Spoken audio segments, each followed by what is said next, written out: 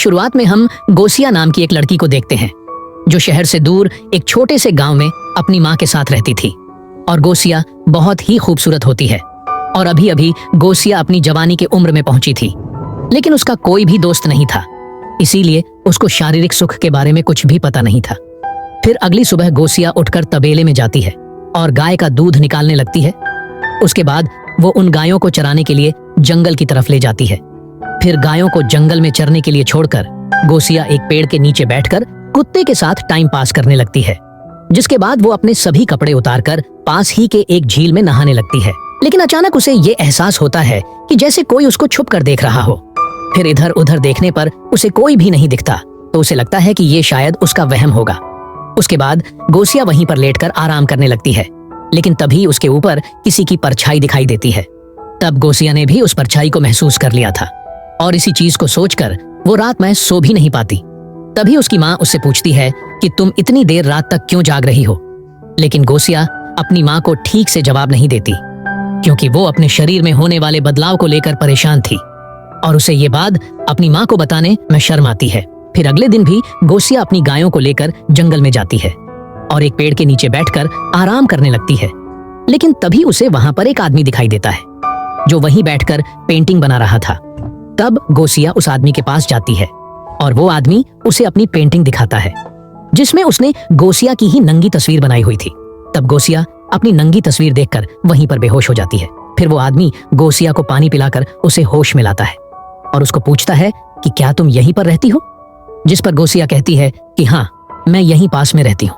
और साथ ही वो उस आदमी से पूछती है कि तुम कहाँ रहती हो।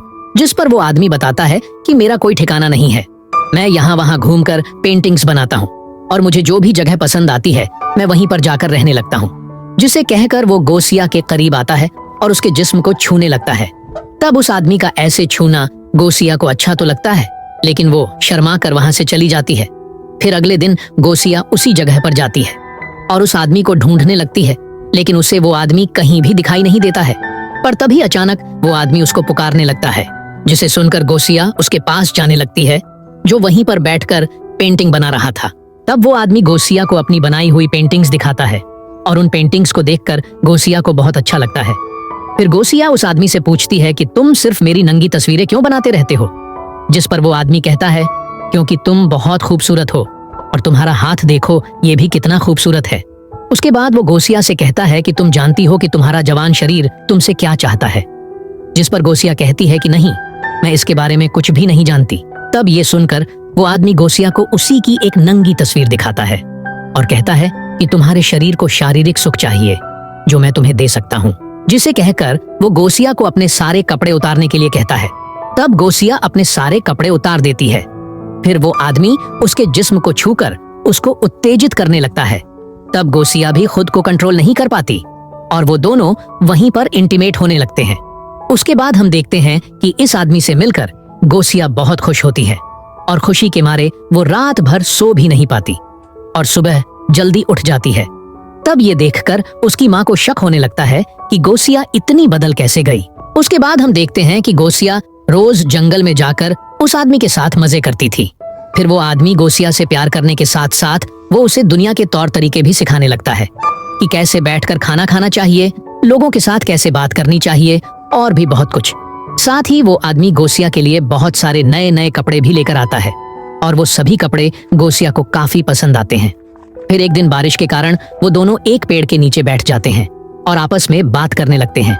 तभी वो आदमी गोसिया को एक किताब देते हुए कहता है कि मैंने तुम्हें सब कुछ सिखा दिया है और अगर तुम्हें जिस्मानी सुख के बारे में और भी कुछ जानना है तो तुम ये किताब पढ़ सकती हो, जिसमें जिस्मानी सुख के बारे में सब कुछ डिटेल में लिखा हुआ है। और वो दोनों बात कर ही रहे थे कि तभी कुछ बच्चे उन दोनों को देख लेते हैं। तब उन बच्चों को देखकर गोसिया घबरा जाती है, लेकिन वो आदमी गोसिया से कहता है कि तुम उन पर ध्यान मत दो। जिसके बाद गोसिया अपने घर आकर उस किताब को पढ़ने लगती है, लेकिन तभी वहां पर उसकी माँ आ जाती है और उससे वो किताब ले लेती है। जिसके बाद वो उससे पूछती है कि तुम्हें ये किताब कहाँ से मिला। जिस पर वो बताती है कि मुझे ये किताब जंगल में एक आदमी ने दिया था। जिसे सुनकर उसकी माँ बहुत गुस्सा होती है और कहती है कि मैं तुम्हें ये सब करने के लिए जंगल में नहीं भेजती हूँ।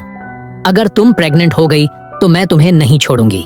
जिसे सुनकर गोसिया को काफी गुस्सा आता है, लेकिन वो अपनी माँ से बहस करना नहीं चाहती थी। तब उसकी माँ कहती है कि इस संडे हम चर्च में जाएंगे और वहां तुम फादर के सामने अपनी सारी बातें कन्फेस कर लेना।